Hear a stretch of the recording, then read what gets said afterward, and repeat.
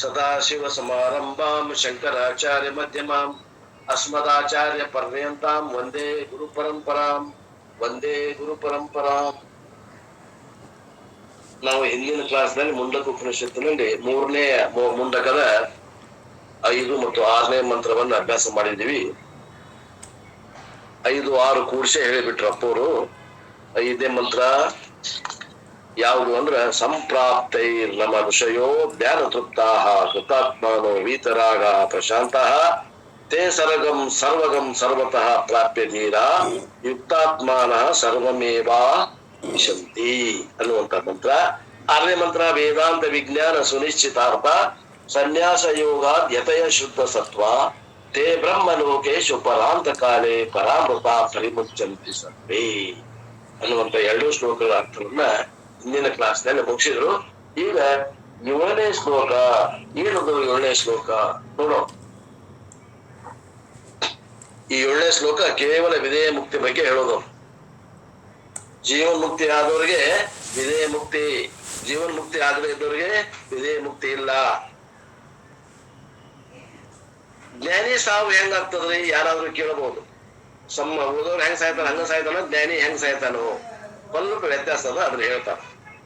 ಮುಂಡಕ ಉಪನಿಷತ್ತಿನಲ್ಲಿ ಇದು ಬರ್ತದ. ಇದ ಉಪನಿಷತ್ತು, ಇದ ಮಂತ್ರ. ಏನ್ ಹೇಳ್ತಾರ ನೋಡ್ರಿ. 7ನೇ ಶ್ಲೋಕ ಓದ್ತೀನಿ. ಗತಃ ಕಲಾ ಪಂಚದಶ ಪ್ರತಿಷ್ಠಾ ದೇವತಾ ದೇವಾಶ್ಚ ಸರ್ವೇ ಪ್ರತಿದೇವತಾಸು ಕರ್ಮಾಣಿ ವಿಜ್ಞಾನಮಯಶ್ಚ ಆತ್ಮ ಪರೇವ್ಯಯೇ ಸರ್ವ ಏಕೀ ಭವಂತಿ. ಮೋಕ್ಷ ಕಾಲದಲ್ಲಿ ಪಂಚದಶ ಕಲಾ 15 ಕಲೆಗಳು ಯಾವ್ಯಾವ ಅಂದ್ರೆ ದೇಹ ಆರಂಭಕವಾದ ಪ್ರಾಣವೇ ಮೊದಲಾದ 15 ಕಲೆಗಳು. ಈ 15 ಮತ್ತು 16 ಕಲೆಗಳು ಬರ್ತಾವ. ಪ್ರಶ್ನೋಪನಿಷತ್ತಿನ ಅದನ್ನು ಕೂಡ ನೋಡೋದೇ ನಾವು. ಪ್ರಶ್ನೋಪನಿಷತ್ ಅನ್ನೋ ಒಂದು ಉಪನಿಷತ್ ಅದ. ಅದ್ರಾಗ 6ನೇ ಅಧ್ಯಾಯ 6, 4, 1ರಲ್ಲಿ ಬರ್ತದೆ. 16 ಕಲೆಗಳಲ್ಲಿ ಬರ್ತಾವ. ಅದರಲ್ಲಿ 15 ಕಲೆಗಳು ತಮ್ಮ ಕಾರಣಗಳನ್ನು ಸೇರುತ್ತವೆ. ಇವು 15 ಕಲೆಗಳು ಕಾರ್ಯ ಅದಾವ, ಅವು ತಮ್ಮ ಕಾರಣವನ್ನು ಸೇರುತ್ತವೆ ಮೋಕ್ಷ ಕಾಲದಲ್ಲಿ. ಇನ್ನ ಇವೇನ್ ಅದಾವಲ್ರಿ, ಯಾವ ಈ ಜ್ಞಾನೇಂದ್ರಿಯಗಳು ಅದಾವಲ್ಲ, ದೇವತೆಗಳೆಲ್ಲರೂ ದೇಹವನ್ನು ಆಶ್ರಯ ಮಾಡಿಕೊಂಡು ಚಕ್ಷುರಾಧಿಕರಣದಲ್ಲಿರುವ ಅಧಿಷ್ಠಾನ ದೇವತೆಗಳು ಪ್ರತಿ ದೇವತೆಗಳನ್ನು ಸೇರುತ್ತಾರೆ. ಸೂರ್ಯಾದಿ ದೇವತೆಗಳನ್ನು ಸೇರುತ್ತಾರೆ. ವ್ಯಷ್ಟಿ ದೇವತೆಗಳು ಸಮಷ್ಟಿ ದೇವತೆಗಳಲ್ಲಿ ಸೇರುತ್ತಾರೆ. ಅವರ ಕರ್ಮಗಳು ಅಂದ್ರೆ ಯಾವುವು? ಫಲವನ್ನು ಕೊಡಲು ಪ್ರವೃತ್ತವಾಗದ ಕರ್ಮಗಳು ಮತ್ತು ವಿಜ್ಞಾನಮಯನಾದ ಆತ್ಮನು. ವಿಜ್ಞಾನಮಯನಾದ ಆತ್ಮನು ಅಂದ್ರೆ ಅವಿದ್ಯಾಕೃತವಾದ ಬುದ್ಧಿ ಮೊದಲಾದ ಉಪಾಧಿಯನ್ನು ಆತ್ಮವಾಗಿ ಹೊಂದಿರುವ ಅಹಂಕಾರ ಹೋಗುತ್ತಿದೆ. ಇವೆಲ್ಲವೂ ಅವ್ಯಯವಾದ ಪರಬ್ರಹ್ಮದಲ್ಲಿ ಒಂದಾಗುತ್ತವೆ. ಅಂದ್ರೆ ನಮಗೇನು ಬೀಜ ಉಳಿಲಿಲ್ಲ ಹುಟ್ಲಿಕ್ಕೆ. ಪಂಚದಶ ಗತಾ ಕಲಾ ಪಂಚದಶ ಪ್ರತಿಷ್ಠಾ ದೇವಾಶ್ಚ ಸರ್ವೇ ಪ್ರತಿದೇವತಾಸು. ಮೋಕ್ಷ ಕಾಲದಲ್ಲಿ 15 ಕಲೆಗಳು ತಮ್ಮ ಕಾರಣಗಳನ್ನು ಸೇರ್ತಾವ. ದೇವತೆಗಳೆಲ್ಲರೂ ಅಂದ್ರ ಜ್ಞಾನೇಂದ್ರಿಯಗಳೆಲ್ಲವೂ ಅಧಿಷ್ಠಾನ ದೇವತೆಯಲ್ಲಿ ಸೇರ್ತಾವ.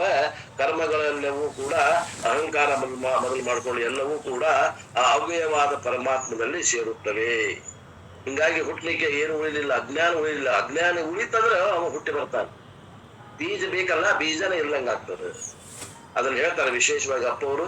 ಆ ವಿಷಯವನ್ನು ನೋಡೋದು. ವಾಟ್ ಹ್ಯಾಪನ್ಸ್ ಡ್ಯೂರಿಂಗ್ ವಿಧೇಯ ಮುಕ್ತಿ ಇಸ್ ಕ್ಲಿಯರ್ಲಿ ಡಿಸ್ಕ್ರೈಬ್ಡ್ ಹಿಯರ್. ವಿಧೇಯ ಕೈವಲ್ಯ ಹೆಂಗಾಗ್ತದ ಅನ್ನುವಂಥದ್ದನ್ನ ಇಲ್ಲಿ ಉಪನಿಷತ್ತು ಹೇಳ್ತದ, ತಿಳ್ಕೊಡ್ರಿ. A rare mata which gives a clear description of the process of Vedanta mukti, ವಿಧೇಯ ಮುಕ್ತಿ. ಇದು ಬಹಳಷ್ಟ ಕಡೆ ವಿಷಯ ಬಂದೇ ಇಲ್ಲ. ಮುಂಡಕ ಉಪನಿಷತ್ನಲ್ಲಿ ಬಂದಂತ ವಿಶೇಷ ಇದು. ರೇರ್ ಅಂದ್ರೆ ವಿರಳವಾದಂತಹದ್ದು.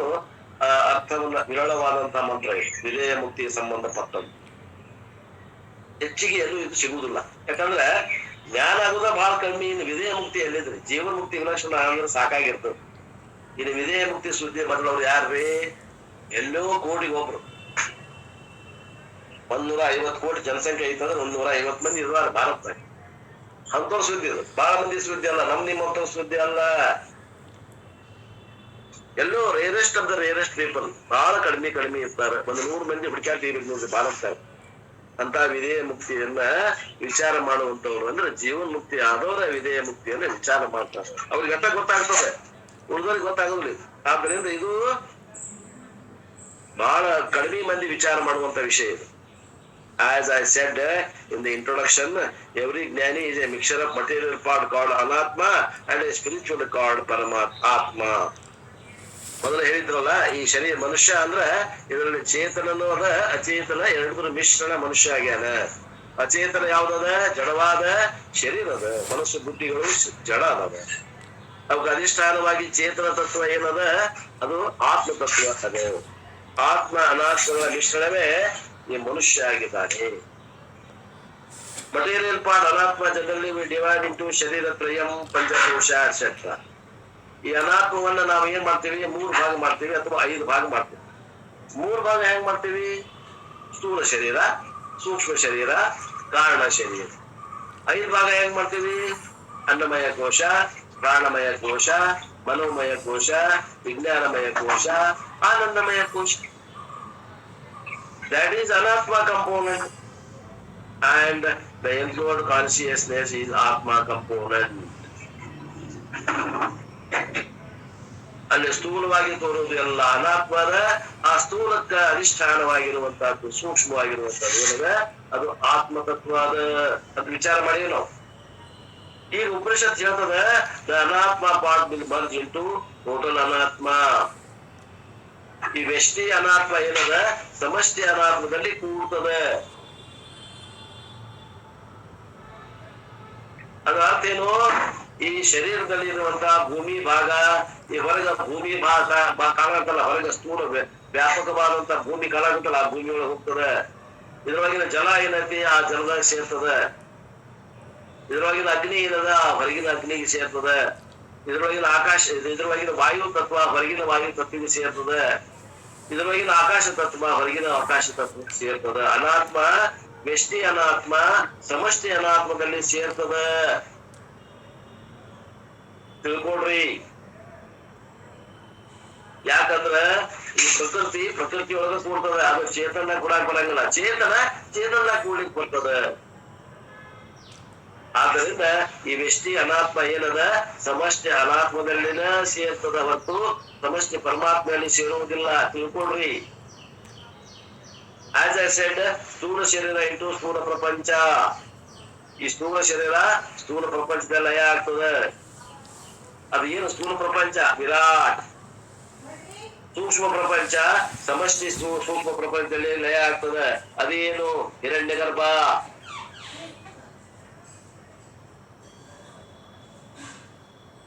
ಕಾರಣ ಶರೀರ ಏನಾಗ್ತದ? ಅಂತರ್ಯಾಮಿಯಲ್ಲಿ ಲಯ ಆಗ್ತದ. ವ್ಯಷ್ಟಿ ಸಮಷ್ಟಿ ಒಳಗ ಕೂಡ್ತದ.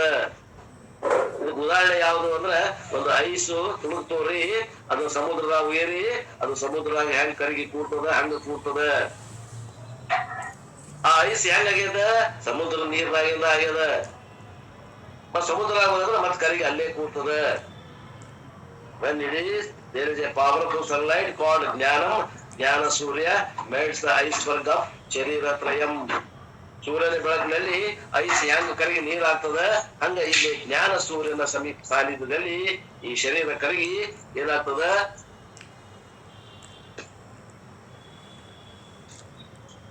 ಶರೀರ ಕರಗಿ ಏನಾಗ್ತದ? ಸಮಷ್ಟಿ ಶರೀರದಲ್ಲಿ ಲಯ ಆಗ್ತದ. The consciousness part merges into what? ಈ ಅರಿವಿನ ಭಾಗ ಏನದ? ಎಷ್ಟೇ ಅರಿವು ಏನದ? ಅದು ಸಮಷ್ಟಿ ಅರಿವಿನಲ್ಲಿ ಒಂದಾಗ್ತದೆ. ಚಿದಾಭಾಸ ಚಿತ್ನಲ್ಲಿ ಹೋಗಿ ಒಂದಾಗ್ತಾನೆ. As I said, merging without any notion travel. ಇಲ್ಲೇ ಯಾವುದೋ ಪ್ರಯಾಣ ಅನ್ನೋದಿಲ್ಲ. ಅದು ಉದಾಹರಣೆ ಹೇಳಿದ್ವಿ ನಾವು. ಸೂರ್ಯನ ಬೆಳಕನ್ನ ಒಂದು ಕೊನೆ ಹೋಗಿ ಬಿಡ್ರಿ, ಒಂದು ಮಿರರ್ ಹಿಡ್ಕೊಂಡು ಒಂದು ಕರಡಿ ತಗೊಂಡು ಒಂದು ಕೊನೆ ಹೋಗಿ ಬಿಡ್ರಿ, ಅದು ಪ್ರಕಾಶಮಾನವಾಗಿ ಉರಿತಾ ಇದು ಕಾಣ್ತದ. ಸೂರ್ಯನ ಬೆಳಕ ಆ ಗೋಡೆ ಮ್ಯಾಗ ಕಾಣ್ತದೆ. ಈಗೇನ್ ಮಾಡ್ರಿ, ಆ ಕರಡಿ ಹೊಡಿರಿ, ಆ ಪ್ರತಿಬಿಂಬ, ಆ ಗಾಡಿ ಮ್ಯಾಗ ಹೊಡಿದ ಪ್ರತಿಬಿಂಬ ಎಲ್ಲಿ ಹೋತು ಹೇಳ್ರಿ? ಯಾರಾದ್ರೂ ಓಪನ್ ಮಾಡಿ, ಬಿಂಬ ಓಪನ್ ಮಾಡಿ ಹೇಳ್ರಿ, ಎಲ್ಲಿ ಹೋತು ಅದು ಪ್ರತಿಬಿಂಬ? ಅದು ಬಿಂಬದಾಗೆ ಸೇರೋಯ್ತ್ರಪ್ಪ ಅವ್ರ. ಹಾ, ಬಿಂಬದಾಗ ಸೇರ್. ಹಂಗ ಈ ಚೇತನ ಬಿಂಬದಾಗ ಅಂದ ಪ್ರತ್ಯೇಕಾತ್ಮ ಸ್ವರೂಪವಾದಂತ ಬಿಂಬದಲ್ಲಿ ಸೇರ್ತದೆ. ಇದೇ ಕೈವಲ್ಲದ ಅನುಭವ ನಮ್ಗೆ ಬರ್ಲಿ ಅಂತ ವಿಚಾರ ಹೇಳಾಗತ್ತ. Now the material part, Anatma part, have got so many components or ingredients, and in the Shastram there are 70 several characteristics, and Anatma is divided into different forms, just as country is divided into several parts for the facility of the administration. It may be in the form of several states, or when it is railway, they are divided the country into several zones: southwestern zone, southeastern zone, central, north, etc. One and the same country is divided into several parts in several contexts. Shastra divides the Anatma part of the individual into several forms in several contexts. Normally, we know about what Shariratrayam, or what is another version, Panchakosha. But total is what? Matter only. That is important. In the Prashna Upanishad, the Anatma part of the individual is divided into 16 parts. ಇಲ್ಲಿ ಒಂದು ಉದಾಹರಣೆ ಹೇಳ್ತಾರೆ, ಇಲ್ಲಿ ನಿಂತೆ ನಾನು ಯಾಕೆ ನಿಂತೆ ಅಂದ್ರೆ ಇಲ್ಲಿ ಒಂದು ನಿರ್ಣಯ ಸಿಕ್ತ. ಈಗ ಒಂದು ಈ ದೇಶದೊಳಗೆ ಆಡಳಿತ ಮಾಡ್ಲಿಕ್ಕೆ ಭಾಗಗಳನ್ನು ಮಾಡ್ತಾರೆ. ಉತ್ತರ ಭಾಗ, ಮಧ್ಯಮ ಭಾಗ, ದಕ್ಷಿಣ ಭಾಗ, ಪೂರ್ವ ಭಾಗ, ಪಶ್ಚಿಮ ಭಾಗ ಅಂತ ತಿಳ್ಕೊಂಡು ಆಡಳಿತ ಮಾಡಕ್ ಅನುಕೂಲ ಆಗಲಿ ಅಂತ ತಿಳ್ಕೊಂಡು ಹಂಗ ಮಾಡ್ತಾರೆ. ಈ ರೈಲ್ವೆಗಳು north railway, southern railway, western railway, eastern railway, central railway ಅಂತ ಮಾಡಿ ಆಡಳಿತ ಮಾಡಕ್ ಅನುಕೂಲ ಆಗಲಿ ಅಂತ ಭಾಗಗಳನ್ನ ಮಾಡ್ತಾರೆ. ಅದೇ ರೀತಿ ಶರೀರ ಅನ್ನುವಂಥದ್ದನ್ನು ಭಾಗಗಳನ್ನ ಮಾಡ್ತಾರೆ. ಕೆಲವೊಬ್ರು 3 ಭಾಗ ಮಾಡ್ತಾರೆ, ಕೆಲವು ಮಂದಿ 5 ಭಾಗ ಮಾಡ್ತಾರೆ. 3 ಭಾಗ ಯಾವುದು? ಸ್ಥೂಲ ಶರೀರ, ಸೂಕ್ಷ್ಮ ಶರೀರ, ಕಾರಣ ಶರೀರ. 5 ಭಾಗ ಮಾಡೋದು ಹೆಂಗ? ಅನ್ನಮಯ ಕೋಶ, ಪ್ರಾಣಮಯ ಕೋಶ, ಮನೋಮಯ ಕೋಶ, ವಿಜ್ಞಾನಮಯ ಕೋಶ, ಆನಂದಮಯ ಕೋಶ. ಇನ್ನು ಕೆಲವೊಂದು ಉಪನಿಷತ್ನಾಗ ಇದನ್ನ 16 ಭಾಗ ಮಾಡ್ತಾರೆ. ಅದು ಯಾವ ಉಪನಿಷತ್ತು ಅಂದ್ರೆ ಅದು ಪ್ರಶ್ನೋಪನಿಷತ್. ಅವ್ರವ್ರ ಅನುಕೂಲಕ್ಕ ಮಾಡ್ತಾರೆ, ಭಾಗಗಳನ್ನು ಮಾಡ್ತಾರೆ. ಇದು ಏನ್ ಪೂರ್ಣ ಅನಾತ್ಮವನ್ನ 16 ಭಾಗದಾಗ ಮಾಡ್ತಾರ. ಅವಕ್ ಏನಂತಾರ? ಷೋಡಶ ಕಲಾ ಪುರುಷ. ಆ 16 ಅನಾತ್ಮದ 16 ಭಾಗಗಳಿಗೆ 16 ಕಲೆಗಳು ಅಂತಾರ ಪ್ರಶ್ನೋಪನಿಷತ್ತಿನಲ್ಲಿ. ಷೋಡಶ ಅಂದ್ರೆ ಎಷ್ಟು? ಏಕಾದಶ, ದ್ವಾದಶ, ತ್ರಯೋದಶ, ಚತುರ್ದಶ, ಪಂಚದಶ, ಷೋಡಶ. 10 ಮೇಲೆ 6, 16. ಅಂದ್ರೆ ಈ ಅನಾತ್ಮವನ್ನ 16 ಭಾಗ ಮಾಡಿದ್ರು. It gives the list of 16 ingredients. You need not to know the list there is. That is in Prashnopanishad 6th chapter in a particular mantra. It is enumerated. I quickly refer to the mantra. You need not bother about all the details. If you have the Prashnopanishad book, take the 6th chapter. There is a mantra comes. Sa ಪ್ರಾಣಶ್ಚದ್ರಾಂಖಂ ವಾಯುರ್ ಜ್ಯೋತಿರಾಪಃ ಪೃಥ್ವಿ ಇಂದ್ರಿಯಾಣಿ ಮನಃ ಅನ್ನಂ ಅನ್ನಾತ್ ವಿರಾಹು ವೈವೀರ್ಯಂ ತಪೋ ಮಂತ್ರ ಕರ್ಮ ಲೋಕ ಲೋಕೇಶು ಚ ನಾಮ ಚ. ಈ ಮಂತ್ರ ಪ್ರಶ್ನೋಪನಿಷತ್ತಾಗದ ಅವು ಯಾವ 16 ಭಾಗಗಳಲ್ಲಿ ಈ ಅನಾತ್ಮವನ್ನ ಭಾಗ ಮಾಡ್ಯಾರ ಅನ್ನೋದನ್ನ ಹೇಳ್ತಾರೆ. The list is given. So prana, indriyani, tapaha, including the sum of the facilities, 16 items are mentioned. ಇಲ್ಲಿ 16 ಭಾಗಗಳನ್ನು ಮಾಡ್ಯಾರ. We need not go into the details. Details ಏನು ಹೋಗುದಿಲ್ಲ ಅಂತ ಅಪ್ಪೋರು. ಅವು 16 ಭಾಗ ಮಾಡ್ಯಾರ. ಅಲ್ಲಿ ಅವು 16 ಕಲೆಗಳು ಅಂತ. We need not know this much. We need not this much. ಇಷ್ಟು ತಿಳ್ಕೊಡ್ರಿ. All the 16 ingredients put together is ಶರೀರ ತ್ರಯಂ. ಈ 3 ಶರೀರಗಳನ್ನ ಕೂಡಿಸಿ ಅದ್ರ ಏನಾಗೈತಿ? 16 ಕೂಡಿಸಿದಾಗ ಏನಾಗ್ತದ? ಈ 3 ಶರೀರ ಕೂಡಿಸಿದಾಗ ಏನಾಗೈತಿ? ಅದಕ್ಕೆ ಸಮ ಆಕತಿ ಅಂತ ಇಷ್ಟು ತಿಳ್ಕೊಡ್ರಿ. ಅದ್ರ ಡಿಟೇಲ್ ಬೇಕಂದ್ರೆ ಈಗ ಹೇಳ್ತೀನಿ, ಇಲ್ಲಾಂದ್ರೆ ಪ್ರಶ್ನೋಪನಿಷತ್ ಹೇಳುವತ್ತಾಗ ಹೇಳಲು ಅವಾಗ ಹೇಳ್ತೀನಿ. ಈಗ ಏನ್ ಅದು ತಿಳ್ಕೊಳ್ಳೋದು ಅವಶ್ಯಕತೆ ಇಲ್ಲ. ಈಗ ಏನದ? ಈ ಶರೀರವನ್ನ 16 ಭಾಗ ಮಾಡಿ ಅದಕ್ಕೆ 16 ಕಲೆಗಳು ಅಂತ ಹೇಳ್ತಾರ ಅಂತ ಇಷ್ಟು ತಿಳ್ಕೊಂಡು ಸಾಕಿ. ಶರೀರ ತ್ರಯಂ ಪಂಚಕೋಶ. In this mantra, the Upanishad says 16 kalas. 15 of them merge into corresponding total. ಈ 16ರಲ್ಲಿ 15 ಕಲೆಗಳು ಏನ್ ಮಾಡ್ತಾವ, ವ್ಯಷ್ಟಿ ಕಲೆಗಳು ಸಮಷ್ಟಿ ಕಲೆಗಳಲ್ಲಿ ಸೇರ್ತಾವ. ಪಂಚದಶ ಕಲಾ merge. Then we will have only one question. What is the question? If the 16th kala are there and only 15th kala merge, that means one kala doesn't merge. ಅಲ್ರಿ 16 ಕಲೆಗಳನ್ನ ಹೇಳಾಗತ್ರಿ, ಅದ್ರಾಗ 15 ಕಲೆಗಳ ಬರ್ತಾವ ಅಂತ ಹೇಳಿದ್ರೆ ಒಂದ್ ಕಲೆ ಹಂಗ ಉಳಿತಲ್ಲ. ಅದು ಯಾವುದು ಅಂದ್ರ ಯಾವ ಕಲೆ ಅದು ಕೂಡುದಿಲ್ಲ ಅಂದ್ರ ಶಂಕರಾಚಾರ್ಯ ರೈಟ್ಸ್ ಇನ್ ಭಾಷ್ಯಂ, ಉಪನಿಷತ್ ಹೇಳುದಿಲ್ಲ. ಶಂಕರಾಚಾರ್ಯ ಬರೀತಾರ ಏನು ಅಂದ್ರ ದ ನೇಮ್ ಆಫ್ ದ ಜ್ಞಾನಿ ರಿಮೇನ್ಸ್ ಇನ್ ದ ವರ್ಲ್ಡ್. ಆ ಜಗತ್ತಿನೊಳಗ ಅವ ಯಾವ ಜ್ಞಾನಿ ವಿಧೇಯ ಮುಕ್ತಿ ಆಗ್ಯಾನಲ್ಲ ಅವನ ಹೆಸರು ಅದು 16ನೇ ಕಲಾ, ಅವನ ಹೆಸರು ಅದು ಲಯ ಆಗುದಿಲ್ಲ, ಅದು ಉಳಿತದ ಜಗತ್ತಿನಲ್ಲಿ, ಅದು ಉಳಿತದ. ಬಿಕಾಸ್ ಶಿಷ್ಯ ವರ್ಷಿತ್ ಗುರುಗಳ ಶಿಷ್ಯರು ಏನ್ ಮಾಡ್ತಾರ, ಆ ಗುರುವಿನ ಹೆಸರಿಸ್ತಾರ. ಈಗ ನೋಡ್ರಿ ಶಂಕರಾಚಾರ್ಯರಿಂದ ಅವ್ರನ್ನ ನೆನೆಸ್ತೀವಿ ನಾವು.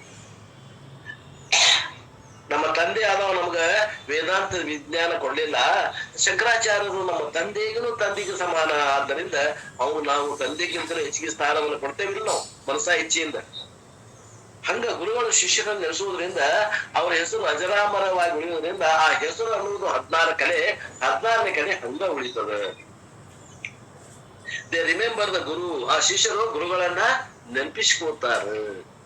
ಆದಿಶಂಕರಾಚಾರ್ಯರು ಇವ್ರ ಹಂಡ್ರೆಡ್ಸ್ ಆಫ್ ಇಯರ್ಸ್ ಎಗೋ 8ನೇ ಶತಮಾನದಾಗಿದ್ರು ಶಂಕರಾಚಾರ್ಯರು. ಇವತ್ತ 22ನೇ ಶತಮಾನ, 21ನೇ ಶತಮಾನ, ಎಷ್ಟು ಶತಮಾನ ಆದ್ರೂ ಕೂಡ ಇನ್ನು ಶಂಕರನ ಹೆಸರು ಅಜರಾಮರವಾಗಿದೆ. ಆ ಹೆಸರು ಏನೈತಲ್ಲ ಅದು ಒಂದು ಕಲೆ. There is some controversy in that also. He has merged into God. ಪರಮಾತ್ಮನಲ್ಲಿ ಲಯ ಹೊಂದಿರಲಿಲ್ಲ ಶಂಕರಾಚಾರ್ಯರು. ಅವರಿಗೆ ವಿಧೇಯ ಜೀವನ್ ಮುಕ್ತಿ ಆನಂದನೂ ಇತ್ತು, ವಿಧೇಯ ಕೈವಲ್ಯನೂ ಪ್ರಾಪ್ತಿ ಆತು. But we still have his name, we still celebrate Shankara Jayanti. Except ನಾಮ everything merges, that is said here. ಅವರ ಹೆಸರು ಬಂದು ಉಳಿತದ. ಉಳಿದ ಎಲ್ಲ 15 ಕಲೆಗಳಲ್ಲಿ ಭಾಗ ಮಾಡಿದ್ ಏನದ, ಅವು 15 ಕಲೆಗಳು ಇಲ್ಲೇ ಅವು ಸಮಷ್ಟಿಯಲ್ಲಿ ಕರಗಿ ಹೋಗ್ತಾವ. ಹೆಂಗ ಐಸನ್ನ ತಗೊಂಡು ಹೋಗಿ ಸಮುದ್ರದಾಗ ಹೋಗಿದ್ರೆ ಹೆಂಗ್ ಕರಗ್ತದ ಹಂಗ ಕರಗಿ. ಲುಕದ ಮಂತ್ರ, ಈಗ ಮಂತ್ರ ನೋಡ್ರಿ. ಪಂಚದಶ ಕಲಾಹ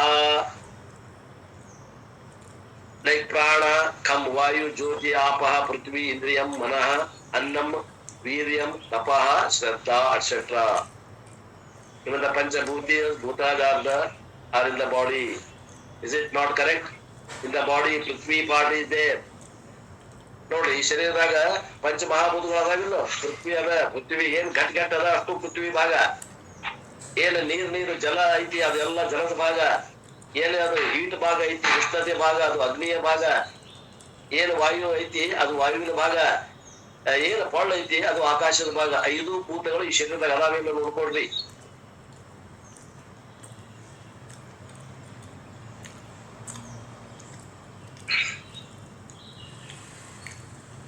All of them will go to Pratishtha. Pratishtha means their karanam. Pratishtha ಅಂದ್ರೆ ಕಾರಣಕ್ಕೆ ಹೋಗ್ತಾವ. ಇವೆಲ್ಲ ಕಾರ್ಯಗಳು ಕಾರಣದಲ್ಲಿ ಮುಳುಗ್ತವೆ.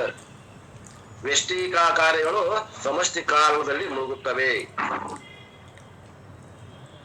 ಕಾರಣಂ referring to corresponding Samashti. ಪಂಚದಶ ಪಶಿಷ್ಟಾಹ ಕಲಾಹ ಗತಾಹ. Then according to Shastra, we have got so many ingredients and so many organs are also there. In Tapoboda again, while talking about Sukshma Sharira, we talked about 17 organs playing different roles. ಈ ಸೂಕ್ಷ್ಮ ಶರೀರದಾಗ 17 ತತ್ವ ಅಥವಾ 19 ತತ್ವಗಳನ್ನ ಹೇಳ್ತೀವಿ. ಯಾವುವು? ಪಂಚ ಜ್ಞಾನೇಂದ್ರಿಯ, ಪಂಚ ಕರ್ಮೇಂದ್ರಿಯ, ಪಂಚ ಪ್ರಾಣ, ಮನಸ್ಸು, ಬುದ್ಧಿ, ಚಿತ್ತ, ಅಹಂಕಾರ, ಇವೆಲ್ಲ 19 ಶರೀರಗಳು ಕೂಡಿ 19 ಭಾಗಗಳು ಕೂಡಿ ಸೂಕ್ಷ್ಮ ಶರೀರ ಅಂತ ಹೇಳ್ತೀವಿ ನಾವು.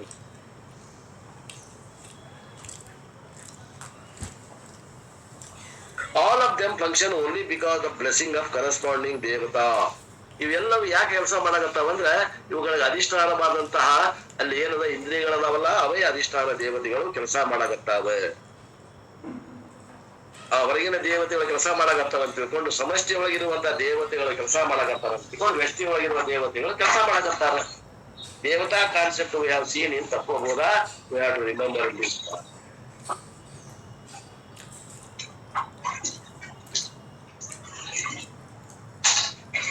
if a state minister of the country has to do service in her state, he or she requires a cooperation from the central government. ಇಲ್ಲಿ ಒಂದು ಉದಾಹರಣೆ ಕೊಡ್ತಾರೆ. ರಾಜ್ಯ ಸರ್ಕಾರ ಸರಿಯಾಗಿ ಕೆಲಸ ಮಾಡ್ಬೇಕಂದ್ರೆ ಕೇಂದ್ರ ಸರ್ಕಾರದಿಂದ ಸವಲತ್ತುಗಳು ಸಿಗ್ಬೇಕಾಗ್ತದೆ. ಹಂಗ ಈ ಸಮಷ್ಟಿಯಾಗಿ ಸರ್ಕಾರ ಶರೀರ ಕೆಲಸ ಮಾಡ್ಬೇಕಂದ್ರೆ ಸಮಷ್ಟಿಯೊಳಗೆ ದೇವತೆಗಳು ಕೂಡ ಆ ಶಕ್ತಿಯನ್ನ ಅವ್ರಿಗೆ ಕೊಡಬೇಕಾಗ್ತದೆ. Some same party must be there in the center and the state, otherwise what would happen? Often problems may come. Otherwise, whether the problems come or not, the chief minister would be always complaining. What is that? Central government is not supporting. State ದಾಗ ಒಂದ್ government ಅದ, central ದಾಗ ಒಂದ್ government ಅದ. ಅವಾಗ state ನಾವ್ ಏನಂತಾನ, central ನಾವ್ ನಮ್ಗ ಕೊಡಬೇಕಾದ ಭಾಗವನ್ನ ಕೊಟ್ಟಿಲ್ಲ ಅಂತ ಕಂಪ್ಲೇಂಟ್ ಮಾಡ್ತಾರ. ಹೆಂಗಂದ್ರ ಉದಾಹರಣೆಗೆ ಸಿದ್ದರಾಮಯ್ಯ ಹೇಳ್ತಾನೆ, ನಮಗೆ ಕೊಡಬೇಕಾದಂತ GST ವಾಗಿನ ರೊಕ್ಕನ ನಮ್ಗೆ ಕೊಟ್ಟಿಲ್ಲ, ನಮ್ಮ ರಾಜ್ಯಕ್ಕೆ ಕೊಟ್ಟಿಲ್ಲ. ಯಾಕಂದ್ರೆ ಸೆಂಟ್ರಲ್ ದಾಗ ಐತಿ ಬಿಜೆಪಿ, ಸ್ಟೇಟ್ ದಾಗ ಐತಿ ಕಾಂಗ್ರೆಸ್. ಹಿಂಗ ಆಗುವ ಸಾಧ್ಯತೆ ಐತಿ ಅಂತಿಕೊಂಡು ಅಪ್ಪೋರು ಲೌಕಿಕ ಉದಾಹರಣೆ ಕೊಟ್ಟು ಹೇಳಾಕತ್ತಾರೆ. ಸಮಷ್ಟಿ ಕೇಂದ್ರ ಸರ್ಕಾರ ಅಂತಂದ್ರೆ ಸಮಷ್ಟಿ, ರಾಜ್ಯ ಸರ್ಕಾರ ಅಂತಂದ್ರೆ ವ್ಯಷ್ಟಿ. ಹಂಗ ಹೋಗ್ಬೇಕಿಲ್ಲ ಅಂತ.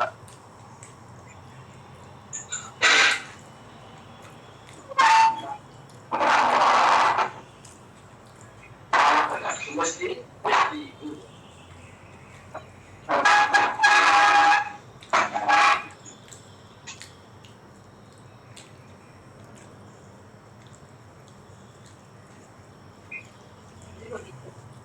What I want to convey here, an individual always requires the blessing of samashti that humanity all that working together we call God and God, and in this respect is for this task. ಸಲ ಹೇಳ್ರಿ ಅಲ್ಲೇ ಅಲ್ಲೇ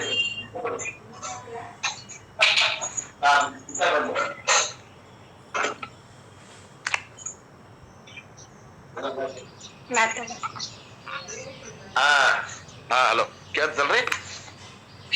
ಸ್ವಲ್ಪ ನಾನು ಎದ್ದು ಬಂದೆ, ಆ mobile ಅಲ್ಲೇ ಬಿಟ್ಟು ಬಂದೆ, ಅದಕ್ಕೆ ಹಂಗ ಏನಂತಾರಂದ್ರೆ ಸೆಂಟ್ರಲ್ ಗೌರ್ಮೆಂಟ್ ಸಹಾಯ ಇದ್ರೆ ಸ್ಟೇಟ್ ಗೌರ್ಮೆಂಟ್ ಸರಿಯಾಗಿ ಕೆಲಸ ಮಾಡಂಗಿಲ್ಲ ಅಂತ ಹೇಳ್ತಾರೆ. ಇಷ್ಟೇ. ಅಂದ್ರೆ ಹೊರಗಿನ ಸಮಷ್ಟಿ ಒಳಗಿರುವಂತ ದೇವತೆಗಳು ಅಗ್ನಿ, ವರುಣ, ಇಂದ್ರ ಈ ದೇವತೆಗಳ ಕೆಲಸ ಮಾಡಿದ್ರೆ ಒಳಗಿನ ದೇವತೆಗಳಾದಂತಹ ಈ ಜ್ಞಾನೇಂದ್ರಿಯಗಳು, ಕರ್ಮೇಂದ್ರಿಯಗಳು ಕೆಲಸ ಮಾಡೋದಿಲ್ಲ. ಅವು ಅಲ್ಲಿಂದ ಆಶೀರ್ವಾದ ಪಡೆದು ಇಲ್ಲಿ ಒಳಗ ಶರೀರದಾಗ ದೇವತೆಗಳು ಕೆಲಸ ಮಾಡಕತ್ತಾವ ಅನ್ನೋದು ಕಾನ್ಸೆಪ್ಟ್. ದೇವತಾಗಳ ಕೆಲಸ ಏನನ್ನು ತಿಳ್ಕೊಡ್ರಿ ಅಂತಾರ. ಈ ಜ್ಞಾನೇಂದ್ರಿಯ ಕರ್ಮೇಂದ್ರಿಯಗಳಿಗೆ ಅಧಿಷ್ಠಾನ ದೇವತೆಗಳು ಏನದಾವು, ಆ ದೇವತೆಗಳು ಸಮಷ್ಟಿ ದೇವತೆಯಿಂದ ಆ ಶಕ್ತಿಯನ್ನು ಪಡೆದು ಇಲ್ಲಿ ಒಳಗೆ ಕೆಲಸ ಮಾಡಕತ್ತಾವ ಅನ್ನುವಂತ ಜ್ಞಾನ ನಮಗ್ ಬಂದ್ರೆ ಏನು ಸಮಸ್ಯೆ ಇಲ್ಲ. ಆ ಡಿಪಾರ್ಟ್ಮೆಂಟ್ ನ ಕೆಲಸ ಮಾಡೋರಿಗೆ ಏನಂತೀವಿ ನಾವು? ದೇವತೆಗಳು ಅಂತೀವಿ. ಏನ್ರಿ? ಆ ಡಿಪಾರ್ಟ್ಮೆಂಟ್ ನ ಕೆಲಸ ಮಾಡುವಂತ ದೇವತೆಗಳಿಗೆ ನಾವೇನಂತೀವಿ? ಆ ಶಕ್ತಿಗೆ ದೇವತೆ ಅಂತೀವಿ. ಈಗ ಬುದ್ಧಿ ಶಕ್ತಿಗೆ ಒಂದ್ ದೇವತೆ, ಜ್ಞಾನ ಶಕ್ತಿಗೆ ಒಂದು ದೇವತೆ, ಕ್ರಿಯಾಶಕ್ತಿಗೆ ಒಂದು ದೇವತೆ, ಹಿಂಗ ವಾಯು ತತ್ವಕ್ಕೆ ಒಂದು ದೇವತೆ, ಅಗ್ನಿ ತತ್ವಕ್ಕೆ ಒಂದು ದೇವತೆ, ಹಿಂಗ ಆ ದೇವತೆಗಳನ್ನ ಕಲ್ಪನಾ ಮಾಡ್ಯಾರ. Thus we require the blessing of devatas for the function of every sense organs. ನಮ್ಮಲ್ಲಿದ್ದಂತಹ ಜ್ಞಾನೇಂದ್ರಿಯಗಳು ಏನಿದಾವ ಅವಷ್ಟು ಕೆಲಸ ಮಾಡ್ಬೇಕಂದ್ರೆ ಅವ್ರಿಗೆ ಸಂಬಂಧಪಟ್ಟಂತಹ ದೇವತೆಗಳು ಸರಿಯಾಗಿ ಕೆಲಸ ಮಾಡಬೇಕು. ಈಗ ಒಬ್ಬೊಬ್ಬರಿಗೆ ಕಿವಿ ಕೇಳ್ತಿರೋದಿಲ್ಲ, ಅವ್ರಿಗೆ ಕಿವಿ ಕೇಳ್ತಿಲ್ಲ ಅಂದ್ರೆ ಹೊರಗಿನ ಕಿವಿ ಏನದ ಈ ಗೋಲಕ ಇದ್ದೇ ಇರ್ತೈತೆ. ಅವ್ರಿಗೆ ಕಿವಿ ಕೇಳೋದಿಲ್ಲ ಅಂದ್ರೆ ಏನು? ಒಳಗಿನ ಇಂದ್ರಿಯ ಇಲ್ಲ. ಒಳಗಿನ ಇಂದ್ರಿಯ ಇಲ್ಲ ಅಂದ್ರೆ ಒಳಗಿನ ದೇವತಾ ಕೆಲಸ ಮಾಡಾಕತ್ತಿಲ್ಲ ಅಂತ. ಹಿಂಗ್ ತಗೋಬೇಕು.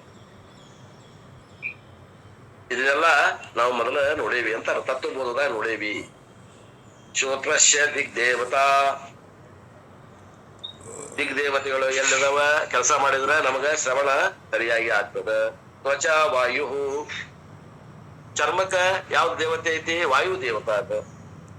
ಚಕ್ಷು ಸೂರ್ಯ, ನೇತ್ರಕ್ಕೆ ಯಾವ ದೇವತೆ ಅಧಿಷ್ಠಾನ ಅದ? ಸೂರ್ಯ ದೇವತಾ ಅದ. ರಸನಾಯ ವರುಣ, ರಸನಿಗೆ ಯಾವ ದೇವತೆ ಅದ ಅಂತಂದ್ರೆ ಅಲ್ಲೇ ವರುಣ ದೇವತೆ ಅದನ.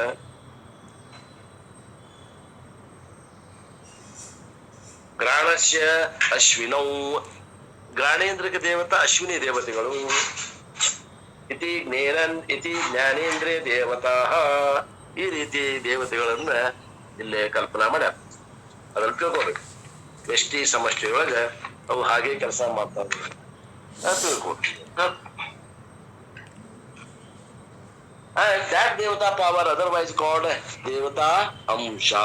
ಆ ದೇವತಾ ಶಕ್ತಿ ಏನದ is supposed to be in every organ. ಅದು ಪ್ರತಿಯೊಂದು ಇಂದ್ರಿಯದಲ್ಲಿ ಅದ.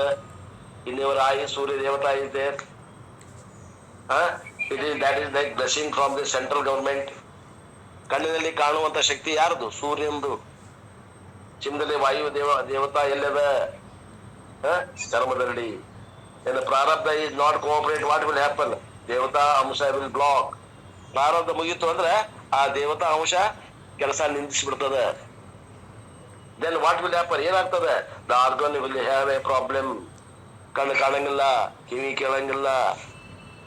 ಸಾಯಿ ಹೊತ್ನಾಗ ಕಣ್ಣು ಕಾಣಂಗಿಲ್ಲ. ಇಲ್ಲಿ ನೋಡಪ್ಪ, ಇಲ್ಲಿ ನೋಡಿ ಅಜ್ಜ ಅಂತಿರ್ತೇವೆ. ಅಮ್ಮ ನೋಡ್ತಿರಂಗಿಲ್ಲ, ಕಣ್ಣು ಕಾಣಂಗಿಲ್ಲ ಅವ್ನು, ಕಿವಿ ಕೇಳಂಗಿಲ್ಲ ಅವ್ನು. ಯಾಕ? ಮುಂದಿನ ಶರೀರಕ್ಕೆ ಹೊಂಟಿರ್ತಾವ ಕಟ್ಕೊಂಡು. The organs will have the problem anyway. That is the side topic. ಅದು ಇರಲಿ, ಅದು ವಿಷಯ ಬೇರೆ ಅದ. ಆಲ್ ದ ದೇವತಾಸ್ ಅಂಶ occupying our body, including Gnani's body. When Gnani dies, ಈಗ ಜ್ಞಾನಿದ ಮರಣ ಬಂದ ಸಮೀಪ ಬಂದದ, ಪ್ರಾರಂಭ ಮುಗಿದದ. ದೇವತಾ ಅಂಶ ಬಟ್ ಗೋ ಬ್ಯಾಕ್ ಟು ದೇವತಾ ಸಮಷ್ಟಿ. ಆ ದೇವತೆ ಅಂಶಗಳು ಆ ದೇವತಾ ಸಮಷ್ಟಿ ಅಂಶದಲ್ಲಿ ಲಯ ಆಗ್ತವೆ. ಇನ್ ಕೇಸ್ ಆಫ್ ಅಜ್ಞಾನಿ also the same thing will happen. ಅಜ್ಞಾನಿಯಲ್ಲಿ ಕೂಡ ಇದು ಹಿಂಗ ಆಗ್ತದೆ. ಸಮಷ್ಟಿ ದೇವತೆಗಳಲ್ಲಿ ಇವಿಷ್ಟೇ ದೇವತೆಗಳು ಲಯ ಆಗ್ತಾರೆ. But what is the difference between the case of ಅಜ್ಞಾನಿ ಅಂಡ್ ಜ್ಞಾನಿ? ಏನು ಅಜ್ಞಾನಿ ಮತ್ತು ಜ್ಞಾನಿಯಲ್ಲಿ ವ್ಯತ್ಯಾಸ ಐತಿ ಅಂದ್ರೆ, he will go to another body and seek the blessing from ದೇವತಾ. ಮತ್ತೊಂದು ಶರೀರವನ್ನು ತಗೊಂಡು ಆ ಶರೀರದಲ್ಲಿ ಇಂದ್ರಿಯಗಳೆಲ್ಲ ಶಕ್ತಿಯನ್ನು ಉಪಯೋಗ ಮಾಡ್ಕೊತಾರೆ. ಸೂರ್ಯ ದೇವತಾ has to go to the next ಶರೀರ. But in the case of ಜ್ಞಾನಿ ದ ದೇವತಾ ಅಂಶ ಪರ್ಮನೆಂಟ್ಲಿ emerge. ಈ ದೇವತಾ ಅಂಶ ಅನ್ನುವಂಥದ್ದು ವೈಯಕ್ತಿಕವಾಗಿ ಉಳ್ಕೊಳ್ಳೋದಿಲ್ಲ. ಅದು ಉಳಿತು ಅಂದ್ರೆ ಜನ್ಮ, ಅದು ಉಳಿಲಿಲ್ಲ ಅಂದ್ರೆ ಅದು ಹೊರಗಿರುವಂತ ಸ್ಥೂಲ ಭೂತಗಳಲ್ಲಿ ಸಮಷ್ಟಿಯಲ್ಲಿ ಅದು ಕರಗಿ ಹೋತಂದ್ರೆ ಅಲ್ಲಿ ಹುಟ್ಟುವಿಕೆ ಇಲ್ಲ.